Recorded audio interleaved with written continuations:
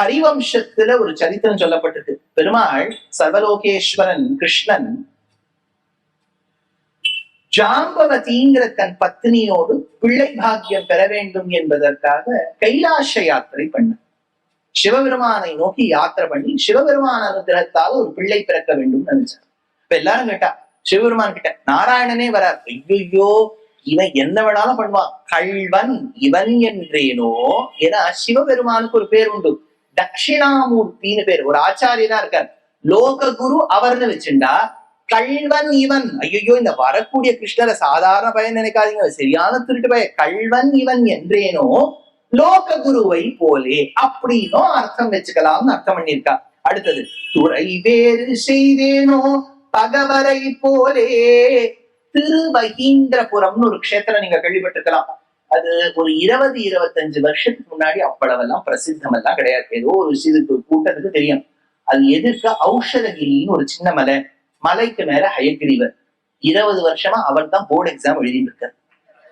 நம்மாவது குழந்தை படிக்கிறதோ இல்லையோ, எக்ஸாமுக்கு ஒரு வாரத்துக்கு முன்னாடி போயிட்டு பெருமாளுக்கே சுகர் வரா மாதிரி அவ்வளவு தேன், ஏலக்காய் மாலை. அவர் என்னதான் பண்ணுவார், அவ்வளவு ஏலக்காய் வச்சுட்டு ஏலக்காய் மாலையா கொடுக்குறா. டாபர் ஹனி, டாபர் அங்க வந்து ஒரு தனி பிளான்ட்டே அமைச்சுடலாம். அவ்வளவு தேனா வந்துட்டு. சார் தேன் கொடுத்தாச்சு, ஏலக்காய் கொடுத்தாச்சு, குழந்தைக்கு வேற என்ன பண்ணணும்? முதல்ல குழந்தை படிக்கணும். ஹயகிரிவரா வந்து எக்ஸாம் எழுத போறார். இந்த குழந்தை எக்ஸாம் படிக்கணும். படிச்சு எப்பவுமே ஞாபகம் வச்சுக்கோங்க, மோக்ஷ பரியந்தம் நம்ம முயற்சிங்கிறது தேவை.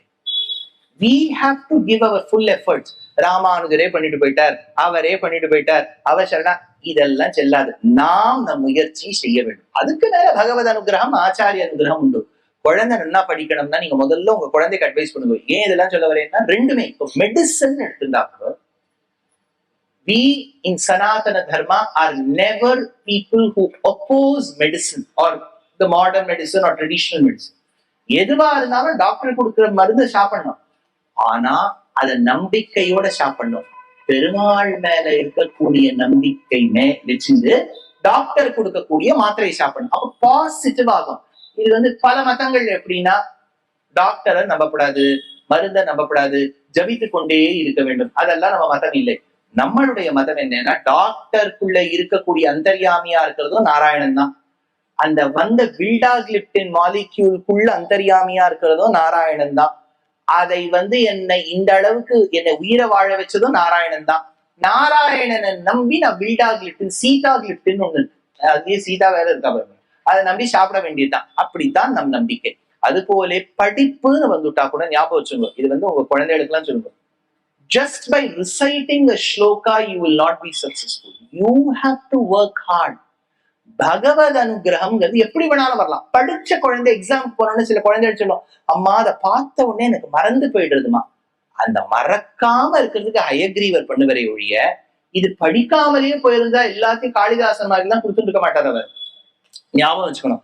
அதனால துறை வேறு செய்தேனும். அந்த திருவகீந்திரபுரம், அகிஹினா பாம்பு, அகீந்திரன்னா பாம்பு கூட்டத்துக்கு தலைவன். பணிபதி புரநாதா பாதுமாம் தேவநாதகான்னு தேசிகன் எடுத்தார். ரொம்ப உயர்ந்த கஷேத்திரம் திருவகீந்திரபுரம். இன்னைக்கு நீங்க புறப்பட்டேன்னா கடலூர், இங்க இருந்து பாண்டிச்சேரி, கடலூர், திருவேந்திபுரம் காத்தால போயிட்டு சாயங்காலத்துக்குள்ள வந்துடலாம். ஆச்சரியமான பெருமாள், மூவர் ஆகிய ஒருவன், தேவநாதன் பேரு பெருமாளுக்கு. அழகான தாயார் பார்கவின்னு பேரு. சின்ன மலை, மலைக்கு மேல ஹயக்ரீவன். சமாஹார சாம்னாம் பிரதிபதம் ருச்சாம் தாமயஜுஷாம் லயப்பத்யூஹானாம் லஹரிவிதபிர் போதஜலதேஹே கதாதர்பக்ஷுப்யத் கதகுல கோலாஹலபவம் ஹரது அந்தர்த்வாந்தம் ஹயவதன கேசாஹலஹ ஸ்வதசித்தம் சுத்த ஸ்படிகமணி பூப்தித் பிரதிபடம் சுதா சத்ரீச்சீத த்யுதிபிர் அவதாத திரிபுவனம் அனந்தைஸ்திரையந்தைர் அனுவிஹித கேசாஹலஹலம் அகாசேஷா வத்தியம் ஹயவதன நீடி மகிமகான்னு தேசிகர் எடுத்த அழகான பெருமாள். அந்த பெருமாள் நாவிலிருந்து வரக்கூடிய துவனி எல்லாம் வேத துவனி. அந்த பெருமாள் நாக்கில் அமர்ந்திருக்க வேண்டும்ங்கிற தேசிகன். ஜிஹ்வாக்ர சிம்ஹாசனம் அபியுபேயான்னு தேசிகனுடைய வாக்கு. ஜிஹ்வான நாக்கு, அக்ரன நுனி, அதுல சிம்மாசனம் போட்டு ஹயகிரீவர் உட்கார்ந்துக்கணுமா, அப்பதான் பேச்சு வருமா.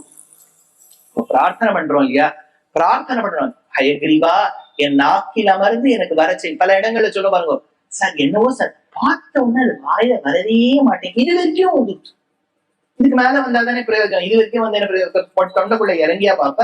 அதனால தொண்டைக்கு வெளியில வரணுமே. ஹயக்ரீவனை பிரார்த்திக்க வேண்டும். அதனால பெற்றோர்கள் சிறு வயதில் முடிஞ்சதுன்னா, நான் வந்து கட்டாயமா சொல்லல, அடியனுடைய ஒரு விண்ணப்பம், 33 ஸ்லோகங்கள் கொண்ட ஒரு அழகான ஸ்தோத்திர பிரபந்தம் ஹயக்ரீவ ஸ்தோத்திரம்னு பேர். அந்த தேசிகன் ஞானானந்தமயம் தேவம் நிர்மல ஸ்படிகாக்கிருதிம் ஆதாரம் சர்வ வித்யானாம் ஹயக்ரீவம் உபாஸ்மஹேன்னு தொடங்கி 33 ஸ்லோகங்கள் பாடியிருக்கார். கட்டாயமா நீங்க உங்க பேரன் பேத்திக்கு அதை கத்துத்தாங்க.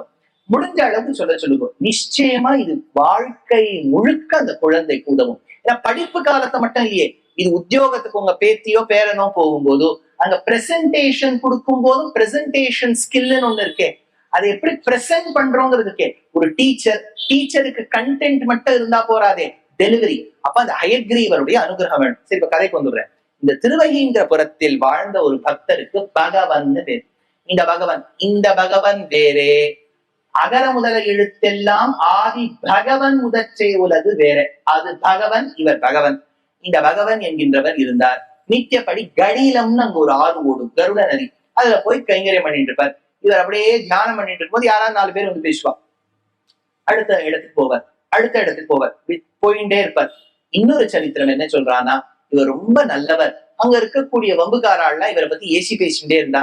இவர் அடுத்த துறைக்கு போவார். என்னன்னா, அவளை ஒண்ணுமே திட்ட மாட்டார். என்னுடைய பூர்வ ஜென்ம கர்மா இவ என்ன திட்டுறா, நம்ம பொறுத்துட்டே போயிட்டு இருப்போம். அப்போ ஒரு கரையா கடந்து போனார் இல்லையா, அதனால துறை வேறு செய்தேனும் பகவரை போலே, ஒரு துறைக்கா சென்றேனா பகவரை போலே.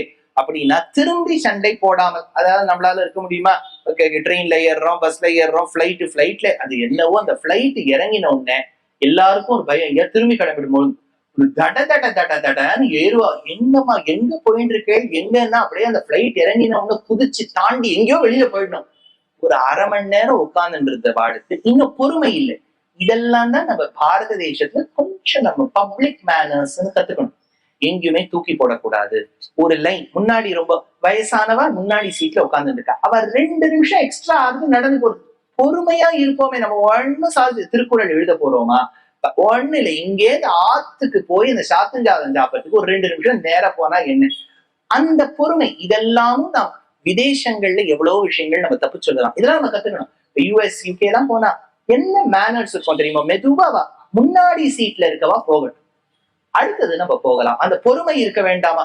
இந்த பிளைட்டே இன்னும் இறங்கி இருக்காது, கடைசி சீட்ல இருந்து ஓடி வந்துருவாரு. ஏன்னோ மோட்சத்துக்கு போற மாதிரி ஏறக்குறை இவர் ஓடி வந்தாருன்னா அந்த பிளைட் அந்த இடத்துல தான் போகும் போல இருக்கு.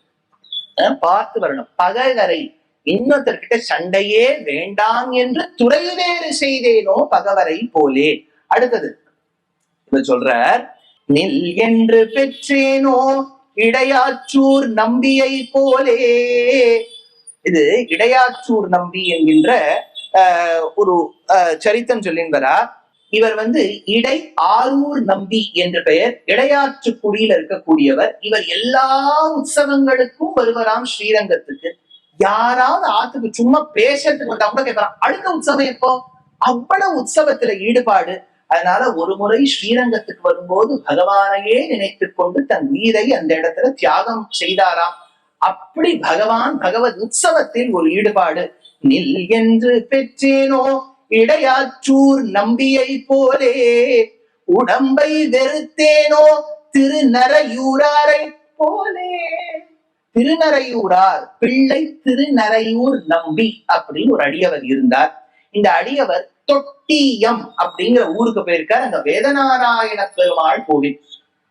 இதேச்சே இவர் குடும்பத்தோட போகும்போது கோவில்ல தீ பிடிச்சு, சுத்தி கித்தி யாரோ தீ போட்டிருக்கா, பிடிச்சு நுடுத்தோ பிடிக்க வச்சாலோ தெரியல. அண்மையில வந்து US வெஸ்ட் கோஸ்ட்ல அவ்வளவு காட்டு தீ வந்துருத்தேன். அந்த மாதிரி அவ்வளவு காட்டு தீ வந்த உடனே அது கோவில் கர்ப்பகிரகம் கிட்ட வந்துருத்து. இவர் குடும்பத்தை எல்லாம் தியாகம் செய்து உள்ள கிடுகிடுன்னு போனார். குழந்தைகளும் பின்னாடி வந்துதான். உடனே பெருமாள் திருமேனிய கட்டி பிடிச்சுட்டாராம். ஏன் பிடிச்சுக்கிறப்பான்னு கேட்டுதான். ஐயோ, நம்ம இந்த பெருமாளை சேவிக்க வந்துட்டோம், காட்டு தீ கோவில் தீ வந்துடுத்தோங்கிறதுக்காக இந்த பெருமாளை விட்டுட்டு போக முடியுமா? இந்த சர்வலோகேஸ்வரனுடைய திருமேனிக்கு ஏதாவது ஆயிட போறதேன்னு இந்த பெருமாளை கட்டி பிடிச்சுன்னு அந்த அக்னிக்குள்ள அவரும் பஸ்மமானார்.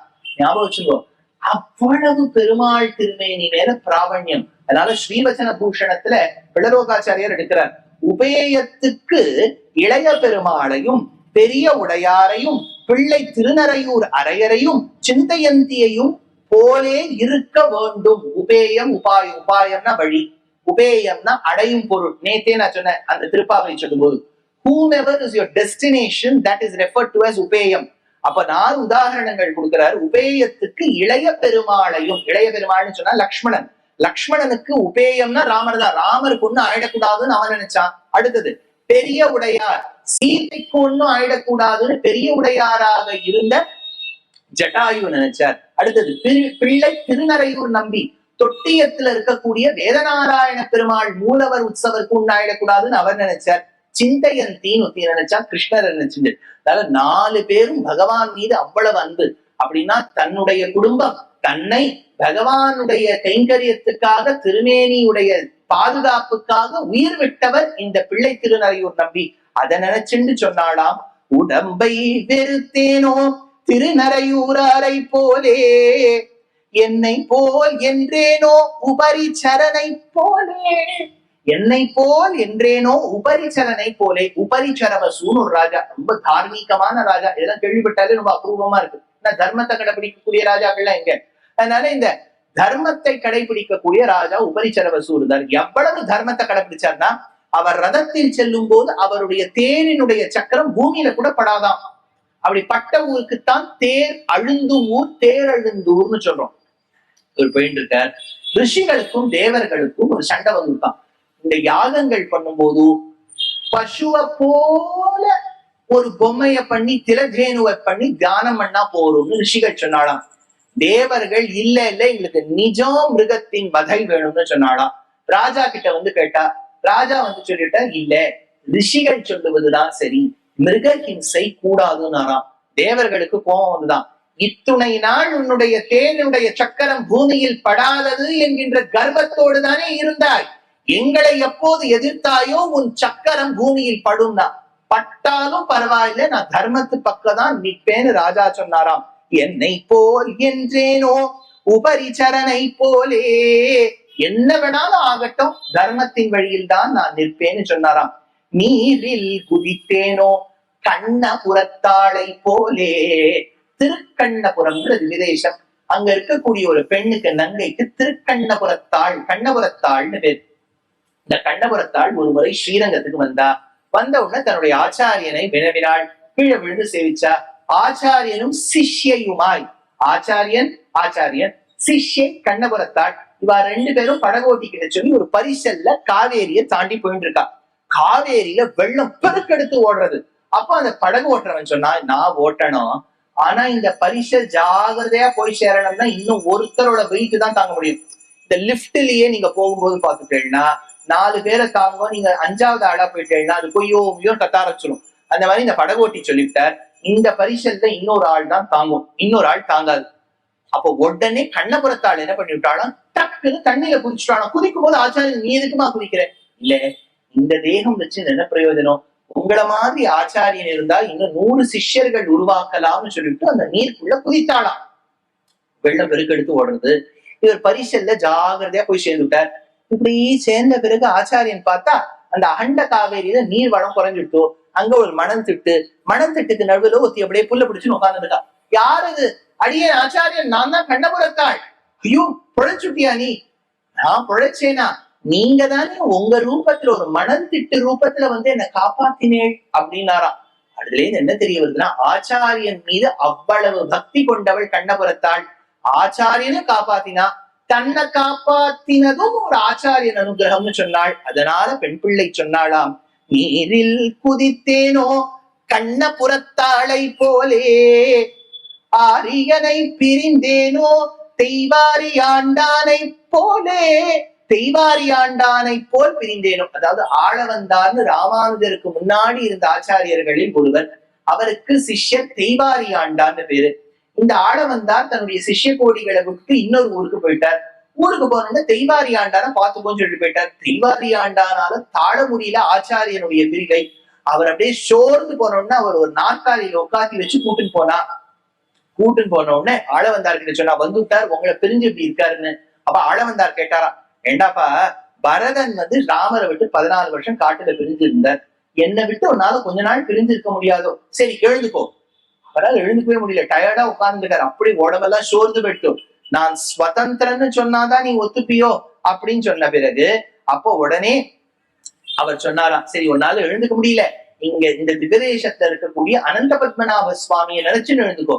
அப்ப தெய்வாரி ஆண்டான் முடியாத நிலைமையில சொன்னாராம், எனக்கு அனந்த பத்மநாப சுவாமி கோவில் இல்லை, நீர்தான் அனந்த பத்மநாப சுவாமி, என்னுடைய ஆச்சாரியன்தான் அத்தனையும்னு சொன்னாராம். அதனால அதை நினைத்து சொன்னாராம் பெண் பிள்ளை, ஆரியனை பிரிந்தேனோ தெய்வாரி ஆண்டானை போலே, இழைப்பு விடாய் தீர்த்தேனோ நம் பாடுவான் போலே.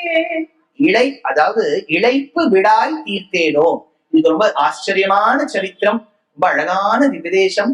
எங்கனேயோ அன்னை நீர்காள் என்னை நீவதனீர், நங்கட்கோல திருக்குறுங்குடி நம்பியை நான் கண்டபின், சங்கினோடும் நேனியோடும் தாமரை கண்களோடும் செங்கனிவாய் ஒன்றினோடும் செல்கின்றது என் நெஞ்சமேன்னு ஒரு அழகான விபதேசம். இன்னைக்கு திருநெல்வேலி கிட்ட இருக்கக்கூடிய விபதேசம் திருக்குறுங்குடி என்று பெயர். அந்த திருக்குறுங்குடியில இருக்கக்கூடிய க்ஷேத்திரத்துல இந்த கைசிக மாசம், கார்த்திகை மாசத்துல ஒரு ஏகாதசி வரும், கைசீக ஏகாதசி என்று பெயர். காரணம் என்னன்னா, அந்த ஊர் அருகே ஒரு மலை இருக்கும், மலை மேல் நம்பின்னு ஒருத்தர் இருப்பார். அந்த மலை மேல் நம்பியை சேவிக்கிறதுங்கிறது கொஞ்சம் கঠিனம் தான். அது ஒரு ஜீப்ல ஏறி போகணும். அந்த ஜீப்பு கிட்டத்தட்ட 40 வருஷமா சர்வீஸே பண்ணிருக்க மாட்டா. அந்த ஜீப்ல கொண்டு அதை ஏறணும், கல்லோ மண்ணுமா இருக்கும், இப்படி தூக்கி போடும், அப்படி தூக்கி போடும், எப்படியோ போய் மேலே சேர்ந்துருவேன். ஒரு தடவை போனோம்னு லிவர் இன்டெஸ்டைன்ல அந்தந்த இடத்துல இருக்கான்னு பாத்துக்கோங்க. பெருமாள் மலைமேல் நம்பியை பார்த்துட்டு வருவேன். அந்த மலைமேல் நம்பி கோவில் அருகே அந்த காட்டுக்கு நடுவில் வசித்து வந்த ஒரு அடியவருக்கு நம்பாடுவான் என்று பெயர். அந்த நம்பாடுவான் தினமும் பெருமாளை சேவிக்கிறதுக்காக கீழே திருக்குறுங்குடிக்கு வருவார். ஒரு நாள் வந்து கொண்டிருந்தார், பிரம்ம ரக்ஷசும் பிடிச்சுடுத்து. அவர் பிடிச்சுடுத்து, எனக்கு ஒரே பசி, நான் அவனை சாப்பிடணும்னு. நம்பாடுவாங்க, நான் என் உடம்புலயே ரொம்ப மீட்டு கம்மிப்பா, என்ன சாட்டு நீ என்ன பண்ண போறீங்க, ஏதோ பசி, நான் சாப்பிடணும்னு. சாப்பிடணும்னு சொன்ன இவர் சொன்னார், இல்லப்பா நான் நித்தியப்படி பெருமாளை சேவிச்சுட்டு வருவேன், நான் சேவிச்சுட்டு வந்துடுறேன், வந்த உடனே என்ன சாப்பிடு. அது சொல்லிட்டு, மனிதனை எல்லாம் நான் நம்பலாமோ? அது சொல்றதும் வாஸ்தவம் தான், மனிதனை நம்பலாமோ? கடனை கொடுத்தா அவர் யூகேக்கு போயிடுறார், அதனால என்னென்ன பண்றது, அதனால மனிதனை நம்ப முடியாது. அப்ப உடனே இந்த நம்பாடுவான் ஒரு சத்தியமா பண்ணி போறார், இந்த பாவம் செய்தவனுக்கு என்ன நரகம் கிடைக்குமோ அது எனக்கு கிடைக்கும், ஒருவேளை பண்ணி கொடுத்த சத்தியத்தை நான் காப்பாத்தாமல் போனால். இப்படி சொல்லிண்டே வர, வாசுதேவ சமோதேவகா, வாசுதேவனுக்கு சமம் ஒரு தேவதை இருக்குன்னு சொல்லி கொடுத்தனா எந்த நரக்கம் கிட்டுமோ அது எனக்கு கிட்டும்னு சொன்ன உடனே அந்த பிரம்மரக்ஷசு விட்டுது. இவர் போய் பாடினார், பெருமாளுக்கு கைஷீகம் அப்படிங்கிற பண்ணை பாடினார், பெருமாள் அனுகிரகம் பண்ணார், திரும்பி வந்தார். இவரை பார்த்த உடனே அந்த கைஷீக பண்ணின் பலனை இந்த பிரம்மரக்ஷசுக்கு கிட்ட கொடுத்த உடனே அதுக்கு உடனே முக்தி கிடைச்சுட்டான். அப்போ இந்த முக்தி கிடைக்கணும்ன்ற விடாய் இருந்தது இல்லையா, ஒரு தர்ஸ்ட், அந்த விடாய் என்கின்ற தாகத்தை தீர்த்து வைத்தவன் நம்பாடுவான். அதனால சொன்னார், இழைப்பு விடாய் தீர்த்தேனோ நம்பாடுவானை போலே, இழப்பு விடாய் தீர்த்தேனோ நம்பாடுவானை போலே. அடுத்தது, நெடுந்தூரம் போனேனோ நாத முனியை போலே. ஞாபகம், இந்த குரு பரம்பரை பார்க்கும்போது ராமானுஜருக்கு முன்னே ஆள வந்தார், ஆள வந்தாருக்கு முன்னே இருந்தது நாதமுனிகள், ரங்கநாத முனின்னு பேர். அவர் இருந்த க்ஷேத்திரம் தான் காட்டு மன்னார் கோவில் என்று இன்னைக்கு நம்ம பாண்டிச்சேரி கடலூர் கிட்ட இருக்கு பாருங்க, அந்த இடத்துல தான் அழகான ஒரு ஏரி அமைத்தான் சோழன். அதற்கு வீர நாராயணபுரம் ஏரி, வீரநாராயணபுரம் ஏரிங்கிற பேர் மருவிதான் வீராணம் ஏரின்னு ஆச்சு. அந்த வீராணம் ஏரிக்கு தான் 74 மதகுகள். அதுதான் நீங்க பொன்னியின் செல்வன் முதல்ல பார்ப்பேன், அந்த வந்தியத்தேவன் தன்னுடைய குதிரையில் வந்தான், அந்த வீரநாராயணபுரம் ஏரி என்கின்ற வீராணத்தை பார்த்தான். ராமானுஜர் இதை பார்த்துத்தான் 74 சிம்மாசனாதிபதிகளை அமைத்தாரோ என்கின்ற அளவெல்லாம் வரும் வருங்க. அங்க அந்த ரங்கநாத முனி என்கின்ற நாதமுனி சுவாமிகள் இருந்தார். அவர் யோக சாஸ்திரத்துல மிக நிபுணர். அந்த சரித்திரத்துல என்ன வரும்னா, நாதமுனிகள் அப்படியே பகவான தியானம் பண்ணிட்டு இருக்காரு. இந்த அஷ்டாங்க யோகம்னு பேர். யமம், நியமம், ஆசனம், பிராணாயாமம், பிரத்யாகாரம், தாரணா, தியானம், சமாதி, 8 நிலைகளோடு கூடிய அங்கங்களோடு கூடிய இந்த யோகாவுக்கு அஷ்டாங்க யோகான்னு பேர். அதுல 8வது நிலை சமாதி. அந்த மெடிடேஷனுங்கிறதே எப்படி இருக்கணும்னா, பகவானை தியானிக்கணும், அப்படியே செங்கன் சிறு சிறுதே எம்மேல் விழியாவோன்னு ஒரு பாதி மூடி இருக்கணும் கண்ணு, அந்த 2 கண்ணினுடைய பிரதாபமும் மூக்கு நுனிய தியானிக்கணும். மூக்கு நுனிய தியானிச்சுட்டு வெளிப்புறத்துல இருக்கக்கூடிய இந்திரிய விஷயங்கள் எல்லாம் கட்டுப்பாடுல வச்சுட்டு அப்படியே உள்ளுக்குள்ள இன்டர்னலைஸ் பண்ணும்போது கொஞ்சம் கொஞ்சமா அந்த இந்திரிய வசத்திலேயே ஈடுபட்டு அப்படியே பகவான உள்ளுக்குள்ள சேவிக்க ஆரம்பிப்போம். ஒரு இடத்துல பகவான் இந்த மூக்கு நுனியில பிரத்யட்சமாவார், உள்ளுக்குள்ள தோன்றுவார். அப்போ பக்கத்துல இந்த பைக் சத்தம் எல்லாம் இருக்கு, ஆன்னு கேட்காது. அப்படியே நீங்களும் பெருமாளும் மட்டும் இருப்பீங்க. அதுக்கு சமாதின்னு பேர். அந்த நிலைமைக்கு அது ரொம்ப உயர்ந்த நிலை அஷ்டாங்க யோகத்துல. இப்படி கண்ணை மூடிண்டா தியானம் நினைக்காதீங்க. கண்ணை மூடிண்டாலும் நம்ம மனசு வந்து கேஸ் அணைச்சோமா, அது பண்ணோமா, இதை பண்ணோமா, நாளைக்கு என்ன பண்ணணும், இதுல தானே இருக்கு. அதெல்லாம் மீறிண்டு வரணும். இங்கேயாவது கொஞ்சம் கஷ்டம் இல்லை, நீங்க இருக்கிற இடத்துலயே வந்து காலணிகளை தரித்து கொண்டு கீழே வச்சுடலாம். இப்ப காலணி பல கோவிலா இருந்துட்டுனா வெளியே விட்டுட்டு வரணும். அது என்ன இடம் கஷ்டம். முழு செருப்பு எடுத்துன்னு போயிட்டாலும் பரவாயில்ல. சில பேர் என்ன பண்ணுவாங்க, நம்ம 2 செருப்பு ஒண்ணு எடுத்துன்னு போயிடுவா, அவளோட இன்னொன்னு விட்டுட்டு போயிடுவா. இது மாத்தி மாத்தி இந்த அதாவது மிக்ஸ் அண்ட் மேட்ச்னு ஒரு விஷயம் இருக்கு. அது செருப்புல ராமா உட்காந்து பண்ணிட்டு இருப்பா. இப்ப இதெல்லாம் தான் நமக்கு நினைப்பு இருக்கும். தியானம்னு வந்துட்டா நம்ம செருப்பு ஜாகிரதையா இருக்கா, கொடை ஜாகிரதையா இருக்கா, பேக் ஜாகிரதையா இருக்கா, வண்டி ஜாகிரதையா இருக்கா, டோ பண்ணின்னு போயிடுவாடா, எவ்வளவு கவலைகள் இருக்கு பாருங்க. அது இல்ல, அப்படியே பகவான் நினைச்சா அந்த இடத்துல லயிச்சிருக்கணுமா. அப்படி இருக்கும்போது ஒரு முறை அந்த ஊர் ராஜாவே வந்தாராம், ராணி வந்தாராம். இதையெல்லாம் அவர் கண்டுக்கவே இல்லை, அப்படியே தியானத்துல இருக்க. அப்படி தியானத்துல இருக்கும்போது பெருமாள் எட்டி பார்த்தாப்புல இருக்கான். இப்படி பார்த்தா யாருன்னா சாட்சாத் ராஜாவை தியானம் பண்ணக்கூடிய பெருமாள் பார்த்திருப்பார். ஏன்னா பரம்பரைப்படி எப்படின்னா நம்ம பெரியோர்கள் சொல்லுவது எப்படின்னா, திருவுடைய மன்னரை காணில் திருமாலை கண்டேனே என்னும் நல்ல ஒரு ராஜா தன் தர்ம பத்னியோடு நல்ல விதத்தில் ஆண்டு கொண்டு வந்தார். நல்ல விதத்தில் ஆண்டு கொண்டு வந்தார். திருவுடைய மன்னரை காணில் திருமாலை கண்டேனே என்னும் ஆச்சாரியனை பார்த்ததாவே அந்த இடத்துல கொள்ள வேண்டும். திருமாலை கண்டேனே என்னும் கருவுடைய கோவில்கள் எல்லாம் கடல்வண்ணன் கோவிலே என்னும். எந்த இடத்துல எல்லாம் கருடனை பாக்குறோமோ அதெல்லாம் பெருமாள் கோவில்னே நினைக்கணுமா. அப்படி இவர் ராஜாவை அப்படியே பார்த்த உடனே, பெருமாள் பார்த்த உடனே ஓஹோ நான் ராஜாவை விட்டுட்டேனே நெடுதூரம் ஓடினாராம். அந்த ராஜாக்குள்ள பெருமாளை பார்த்தாராம். ஒன்று. 2ஆம் முறை அந்த நாதமுனிகள் தியானித்துக் கொண்டிருக்கும் போது ஒரு வேடுவன் வேட்டு வச்சு குரங்கெல்லாம் வந்தா மாதிரி தெரியறதான். அப்போதுதான் இவர் அகக்கண்ணுல பார்க்கும்போது தெரியறதான் இது வேடுவன் வேட்டு வச்சு வேற யாரும் இல்ல, ராமர், சீதை, வந்த குரங்கு ஹனுமான். உடனே அவளை மனசுல தியானம் பண்ணிட்ட ஓடினார்.